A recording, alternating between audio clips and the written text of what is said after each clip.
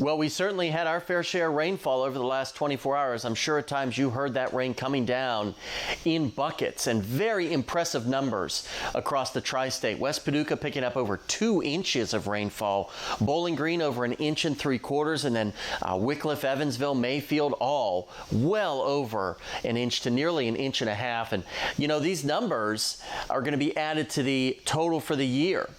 So a lot of what we saw in the overnight hours won't count toward this number. It'll be added to it later today.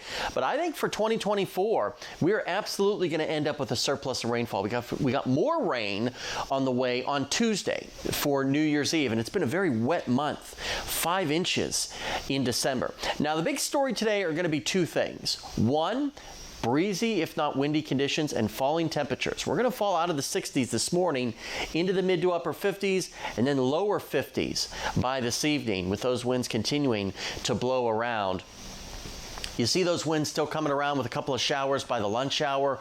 We could continuously see some showers here for some of you, but mainly cloudy and breezy conditions for a good part of the day. And then skies may try to clear tonight, and by Monday morning, we're actually looking at a pretty nice Monday. Still a little bit on the mild side with a nice, some breaks in the clouds. Finally, we'll see some sunshine.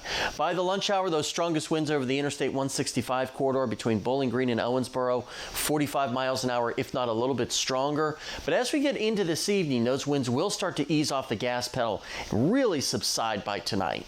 So it's a brief window of those really gusty winds. And then by tomorrow morning, pretty much light and variable, which is certainly good news. So this morning we'll be in the 60s, falling throughout the day into the 50s. And we've got those blustery westerly winds as well. All of these numbers will be reached this morning. Remember, we got the wind advisory east of Kentucky Lake for the entire tri-state, and then we'll be in the 40s by the time you wake up for work, if you have work, if you're going back for a few days on Monday. Then our next system rolls in here on Tuesday with widespread rainfall yet again, and then a big change as we flip the calendar from above average to below average temperatures. And it looks like it could stay that way for most of January.